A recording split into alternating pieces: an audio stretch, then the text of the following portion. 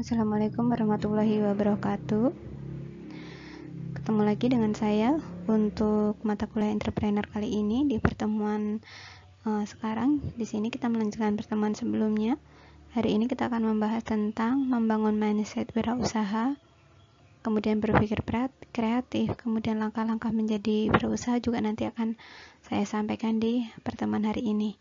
Jadi nanti kalian bisa paham dan mengetahui bagaimana cara membangun mindset wirausaha dan juga bagaimana langkah-langkahnya.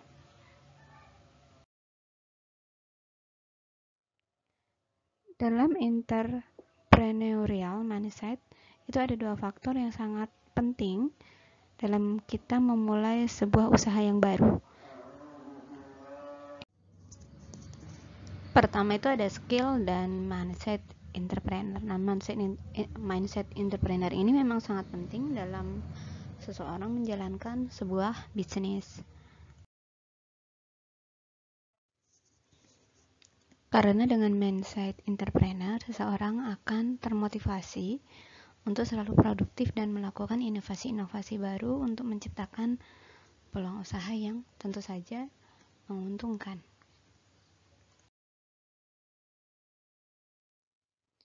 Atau di sini ada ungkapan yang dikaitkan dengan bidang bisnis. Itu artinya adalah tingkah laku atau karakter mental yang dimaksud adalah bagaimana respon dan interpretasi terhadap ide dan kegiatan wira swasta yang penuh dengan spekulasi. Tentu saja di sini melibatkan risiko. Risikonya ada untung, ada juga rugi. Dan kita harus siap semua untuk hal tersebut. Dalam mindset entrepreneur itu bisa diartikan sebagai kerangka berpikir seseorang yang berorientasi pada entrepreneurial. Lebih memilih untuk menjalani ketidakpastian daripada menghindarinya. Melihat segala sesuatu dengan lebih sederhana daripada orang lain dan juga mau belajar yang berisiko. Ada kalanya orang-orang itu yang lebih baik menghindari sesuatu yang belum pasti. Oh, kalau kita jualan produk ini belum tentu laku, jadi mending gak usah gitu. Padahal kalau mindset entrepreneur bukan seperti itu. Jadi justru kalau mindset entrepreneur itu lebih memilih untuk menjalani dibandingkan menghindari hal tersebut. Atau cara berpikir yang dibutuhkan oleh seorang wirausaha sangat bervariasi, banyak sekali dikemukakan oleh beberapa ahli ya. Tetapi inti dari segala mindset seseorang pengusaha berakar dari adanya kegigihan, ketekunan, dan juga pantang menyerah.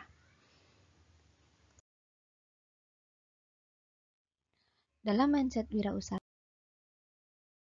ada beberapa hal yang perlu saya paparkan. Yang pertama itu adalah action oriented. Karena wirausaha bukanlah seorang yang hanya bergelut dengan pikiran, merenung, atau menguji hipotesis saja, suka menduga-duga, atau hanya menunggu dan melihat, atau membiarkan begitu saja kesempatan berlalu. Nah, di sini seorang yang mempunyai mindset entrepreneur itu memiliki prinsip yaitu see and do. Jadi melihat dan lakukan. Bagi mereka, risiko bukanlah untuk dihindari, melainkan untuk dihadapi dan ditaklukkan. Misalnya, kalau misalkan kita jualan ini, nanti kira-kira kalau nggak laku, bagaimana? Ya itu harus dilakukan dulu, biar tahu bahwa ini memang dicari oleh masyarakat atau tidak. Kalau kita tidak terjun langsung, kita nggak akan tahu, oh produk ini akan diminati oleh masyarakat, gitu. Atau misalkan tidak diminati, berarti kita harus mau berinovasi. Kira-kira apa lagi nih yang dibutuhkan oleh masyarakat? Lalu fokus dan eksekusi, melakukan tindakan dan merealisasikan apa yang difikirkan daripada hanya mengelis ide-ide baru. Jadi kita tidak hanya menulis, oh saya punya inovasi ini, dan ini. Tapi tidak terrealisasi karena tadi itu banyak pertimbangan ya. Hanya dipikirin aja tapi tidak dieksekusi. Manusia dengan entrepreneurial mindset mengeksekusi ide-ide yang tadi dengan melakukan tindakan dan merealisasikan apa yang dipikirkan daripada hanya menganalisis ide-ide baru sampai mati, nggak ada doing something-nya gitu, nggak ada melakukan sesuatunya. Yang ketiga yaitu berpikir simpel. Selalu melihat persoalan dengan jernih dan menyelesaikan permasalahan satu demi satu secara bertahap. Yang keempat, senantiasa berkreasi, kemudian mencari alternatif dan juga peluang yang baru. Bagi mereka, meraih keuntungan dengan menjaring pembelian tidak hanya dapat dilakukan dengan menjalani bisnis baru atau menjual produk yang berbeda, melainkan juga dapat dilakukan dengan mengembangkan cara-cara penjualan yang inovatif.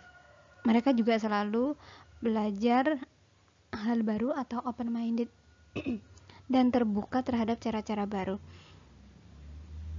Jadi kita tuh harus open-minded ya, kita tidak boleh melihat itu dengan kacamata kuda, yang artinya kita tidak bisa diberikan masukan, diberikan kritik. Kita tidak boleh seperti itu. Yang kelima, memilih integritas dalam mengejar peluang bisnis. Wirausahaan itu memiliki pola pikir dan peluang bukan hanya dicari, melainkan diciptakan dan juga dibuka. Karena wirausaha merupakan tempat investasi dan tentunya tempat tersebut itu memiliki banyak resiko. Maka seorang wirausaha harus memiliki integritas dan disiplin yang tinggi terhadap apa yang sedang dikerjakan.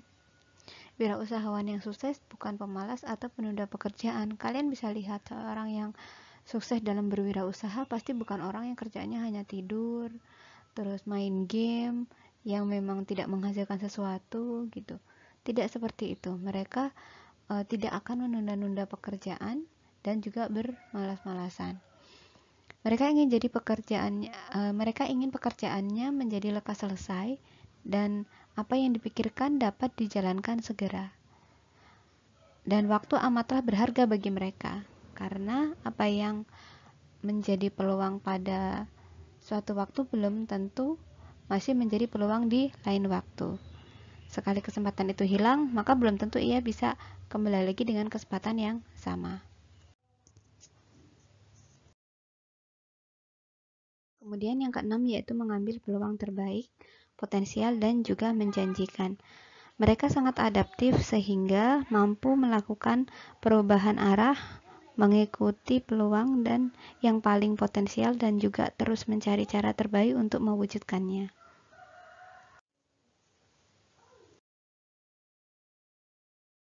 Yang ketujuh adalah pandai bersosialisasi dan juga membangun jaringan. Cenderung melibatkan orang lain dalam mewujudkan peluang baik dari dalam maupun dari luar organisasi.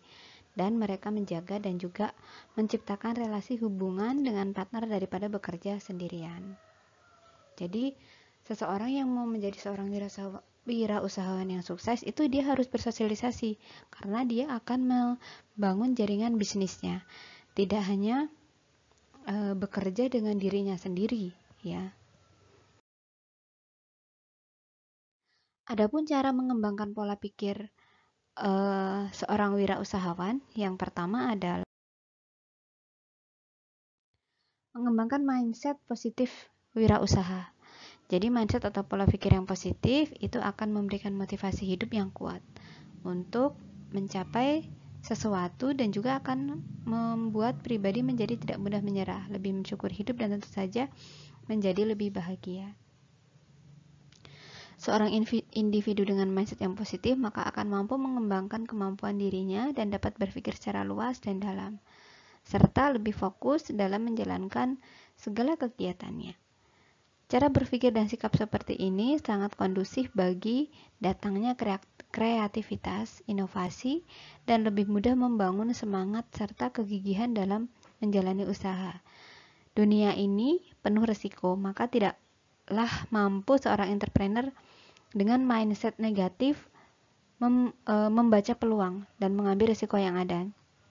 Yang artinya adalah jika kita mau menjadi seorang wirausaha, kita harus memiliki mindset yang positif. Ya, tidak bisa menggunakan mindset yang negatif. nanti ini pesaingnya seperti ini, nanti pesaingnya akan lebih untung, nanti kita akan bangkrut, barang kita nggak laku, misalnya seperti itu ya. Tapi bangunlah mindset yang positif, karena dengan demikian kita akan berpikir positif dan tentu saja akan berpengaruh kepada kinerja kita dalam menjalani usaha itu. Dan mengapa seorang entrepreneur itu harus memiliki mindset yang positif? Ya, karena mindset yang positif itu merupakan bentuk percaya diri dan kualitas diri yang dimiliki. Dan mindset positif itu yakin dengan potensi yang dimiliki, karena itu merupakan modal awal untuk membangun motivasi dalam hidup. Mindset yang positif juga akan membuat orang menjadi lebih fokus dalam mencapai tujuannya, dan mindset positif akan membuat kita menghiraukan omongan-omongan negatif orang lain, karena dengan mendengarkan omongan negatif dapat melemahkan semangat kita untuk sukses gitu. Dan mindset positif ini merupakan kunci sukses yang akan mendorong diri kita untuk melakukan usaha yang lebih maksimal lagi dalam meraih kesuksesan. Langkah dalam mengembangkan mindset positif lainnya dalam diri itu yang pertama, kita harus tahu potensi diri kita, ya, tahu potensi diri sendiri dan buat daftar potensi yang dimiliki. Kemudian kembangkan semua potensi secara bertahap untuk dapat mendukung dalam menciptakan inovasi baru. Kita bisa mengikuti pelatihan, seminar, atau sharing bisnis yang bisa membantu mengetahui segala kelebihan dan kekurangan sumber daya yang bisa dijadikan sebagai prospek bisnis. Kemudian belajar dari kisah orang-orang yang sukses atau pengusaha yang sudah sukses dan juga berhasil mengembangkan bisnisnya yang dimulai dari nol. Kita bisa mengikuti workshop atau seminar atau membeli bukunya gitu ya. Kemudian mengembangkan pola pikir kreatif dan motivasi. Berpikir di luar kotak atau out of the box adalah suatu cara wirausaha untuk berpikir kreatif.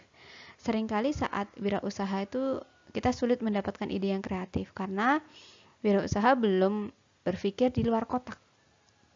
Banyak yang mengatakan bahwa untuk mendapatkan ide cemerlang atau gagasan atau terobosan, wirausaha harus berpikir di luar kotak. Itu kuncinya ya. Kemudian berpikir kreatif dapat membuat seseorang mewujudkan sesuatu yang unik dan langka. Hal ini dapat digunakan untuk mendukung dalam bisnis, karena dalam bisnis wirausaha harus membuat produk yang berbeda namun berkualitas. Itulah, jadi kita itu harus ada produk yang novelty gitu, ada kebaruannya dibandingkan dengan produk-produk yang lain. Dan motivasi adalah kunci yang akan membuka potensi manusia. Tanpa motivasi, sedahsyat apapun potensi yang dimiliki, tidak akan mampu untuk mengubah menjadi kemampuan yang luar biasa. Motivasi juga merupakan salah satu pendorong tumbuh kembangnya jiwa wirausahaan seseorang. Kesuksesan seseorang seringkali disertai dengan motivasinya yang kuat dalam menjalankan setiap bisnis yang dijalaninya. Dan salah satu motivasi yang paling dibutuhkan oleh seorang pebisnis adalah keinginannya untuk terus belajar dan menambah keterampilannya. Gitu. Jadi kalau kalian mau menjadi seorang pebisnis, membuka usaha, pastikan harus mau terus belajar dan juga harus menambah wawasan, keterampilan, ya. Entrepreneur yang inovatif memiliki ciri-ciri tidak pernah puas dengan cara-cara yang dilakukan saat ini, meskipun cara tersebut cukup baik, dan selalu menuangkan imajinasi dalam pekerjaannya. Selalu ingin tampil berbeda atau selalu memanfaatkan adanya perbedaan. Dan entrepreneur yang kreatif itu memiliki beberapa ciri-ciri. Yang pertama, terbuka terhadap pengalaman baru. Jadi kita harus open-minded ya. Kemudian selalu berminat dan tanggap terhadap berbagai gejala di sekitar kehidupannya, dan sadar bahwa di dalamnya terdapat individu yang berperilaku sistematis. percaya diri dan mampu melakukan penilaian terhadap diri sendiri secara objektif, bukan subjektif, ya. Secara objektif kalau memang kita masih di kategori kurang kurang kreatif, ya nilai aja kita masih belum kreatif, kita masih belum inovatif, keterampilan kita masih kurang gitu ya.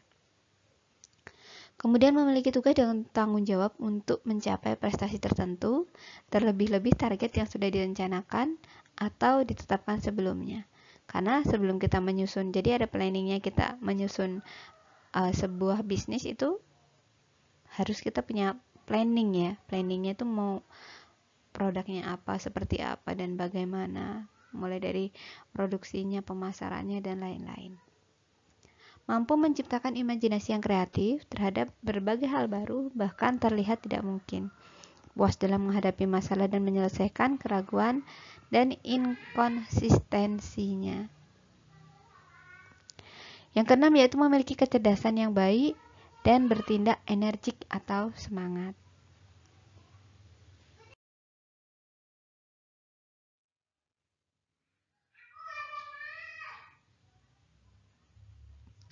Proses kreatif dan inovatif hanya dilakukan oleh orang-orang yang memiliki jiwa dan sikap kewirausahaan, yaitu percaya diri, yakin, optimis, dan penuh komitmen, berinisiatif, energik, dan percaya diri, memiliki motif berprestasi, berorientasi hasil dan berwawasan ke depan, memiliki jiwa pemimpin, ya, berani tampil, berbeda dengan berani mengambil risiko dengan penuh perhitungan dan juga tanggung jawab.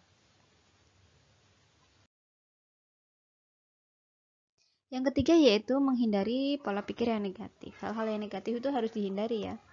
Selain keberadaan mindset positif yang harus diterapkan oleh seorang entrepreneur yaitu menghindari mindset negatif. Karena mindset negatif yang itu bisa menjadi penghambat dalam pengembangan pola pikir entrepreneur sebagai dasar pengembangan suatu bisnis.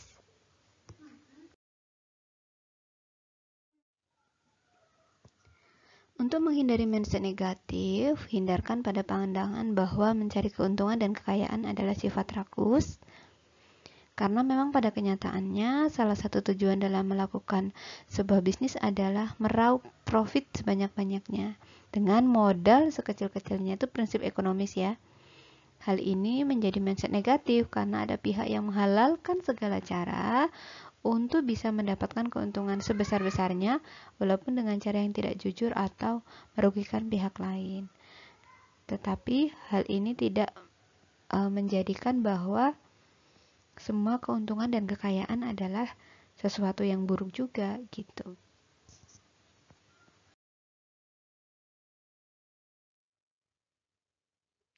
Hindarkan anggapan bahwa mengambil, mencuri, korupsi, dan merampok dari orang kaya adalah wajar. Mindset seperti ini tidak akan membawa kesejahteraan bagi komunitas dan negara, malah akan menciptakan adanya kekacauan sosial. Jangan menuntut pembayaran sebelum memberi pelayanan atau dari pelayanan yang buruk. Ya, mindset seperti ini tidak akan menciptakan pelanggan yang setia. Kita harus mampu membangun pemikiran yang positif sehingga energi yang kita miliki itu dapat digunakan seutuhnya untuk bisa meraih kesuksesan.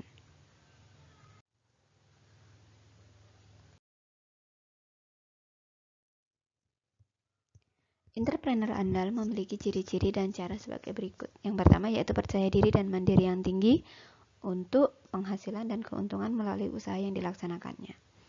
Mau dan mampu mencari dan menangkap peluang yang menguntungkan dan juga memanfaatkan peluang tersebut. Mau dan mampu bekerja keras, tekun untuk menghasilkan barang atau jasa yang lebih tepat dan juga efisien. Mau dan mampu berkomunikasi, tawar-menawar, dan musyawarah dengan berbagai pihak, terutama kepada pembeli atau konsumennya kita ya. Menghadapi hidup dengan menangani usaha dengan terencana, jujur, hemat, dan juga disiplin, mencintai kegiatan usahanya dan perusahaannya secara lugas dan tangguh tetapi cukup luas dalam melindunginya. mau dan mampu meningkatkan kapasitas diri sendiri dan kapasitas perusahaan dengan memanfaatkan dan memotivasi orang lain, atau leadership dan managerialship, serta melakukan perluasan dan juga pengembangan usaha dengan risiko yang moderat, berusaha mengenal dan mengendalikan lingkungan, serta menggalang kerjasama dan saling menguntungkan dengan berbagai pihak terkait. Kemudian di sini juga ada sikap yang pertama, yaitu memiliki pemikiran revolusioner ke dalam suatu konteks kehidupan pelanggan, menciptakan ide yang mampu menjadi jawaban bagi masalah utama bagi pelanggan dalam konteks tersebut. Kemudian yang kedua yaitu ide beberapa orang dilebur menjadi satu akan memberikan hasil yang lebih baik dibandingkan pemikiran hanya satu orang saja. Kita tidak boleh egois dalam kita membangun sebuah bisnis. Kita harus mendengarkan berbagai ide dari beberapa pihak, ya, karena ide dari beberapa pihak itu lebih baik dibandingkan hanya ide dari satu orang saja.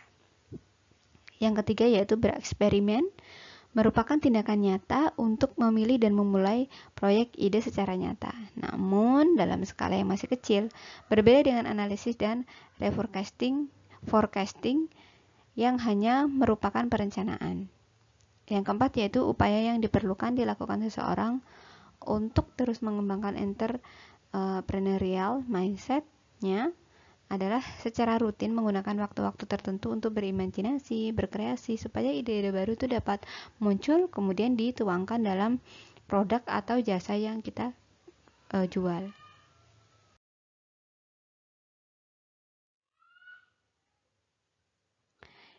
Yang kelima adalah seorang yang memiliki entrepreneurial mindset mampu menyediakan kerangka sistem pekerjaan yang jelas bagi semua orang yang bekerja sama. Kemudian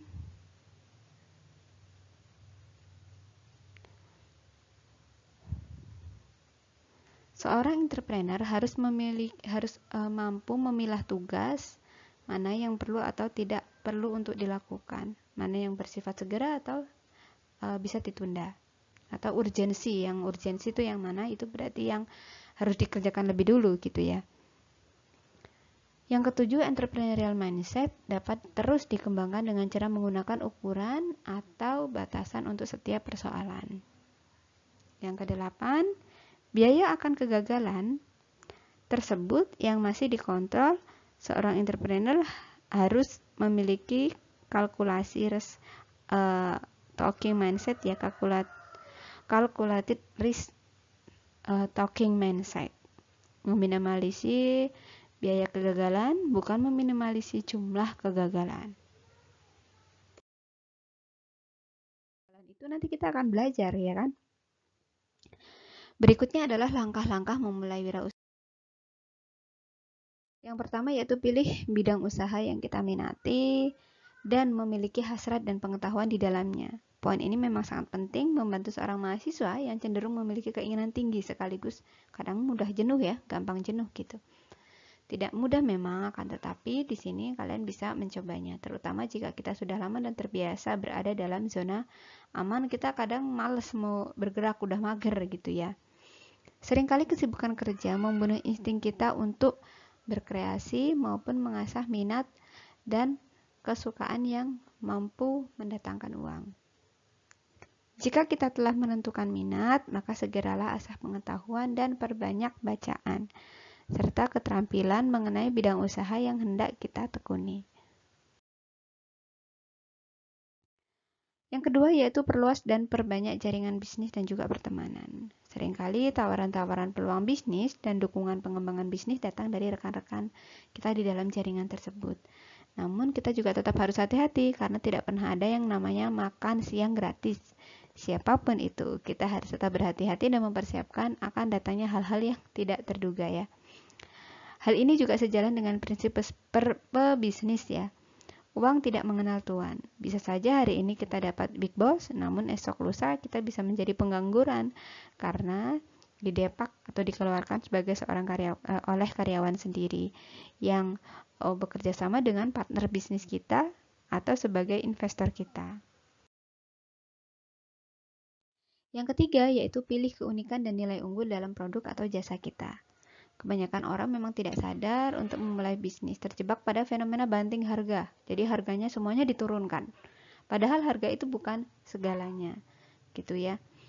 Karena kita harus bisa mencari celah dan ceruk pasar yang unik. Kita harus punya keunikan, gitu ya. Kita harus menentukan posisi kita di dalam peta persaingan usaha dan juga kita menilai terlalu tinggi jasa atau produk kita. Sementara hal yang kita tawarkan itu tidak punya keunggulan yang spesifik gitu dan memiliki nilai tambah, maka seorang akan berpaling dengan usaha sejenis dengan harga dan kualitas yang jauh lebih baik. Misalkan kita memulai usaha bisnis jasa pembuatan desain web. Tentukan apakah kita ingin bersaing berdarah-darah dengan usaha web murah meriah atau kita akan spesifik pada desainnya, atau kita bisa spesifik kepada faktor security atau keamanannya, atau kepada tingkat kesulitan dan kompleksitas pengelolaan database-nya.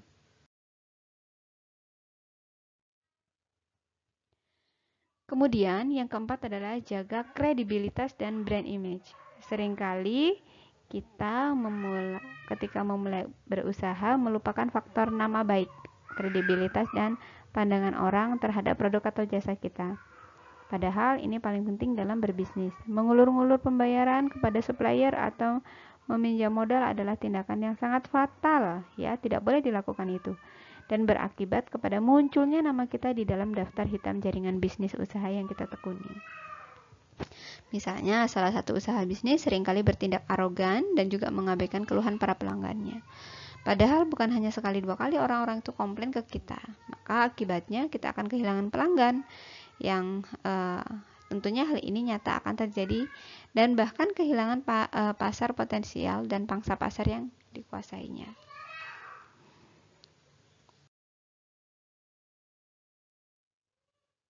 Kemudian yang kelima adalah berhemat dalam beroperasional secara terencana serta sisihkan uang untuk modal kerja dan menambah investasi alat-alat produksi atau juga jasa. Banyak orang yang jika sudah untung besar berada di atas melakukan faktor persiapan akan hal tak terduga, ya, maupun merencanakan pengembangan usaha.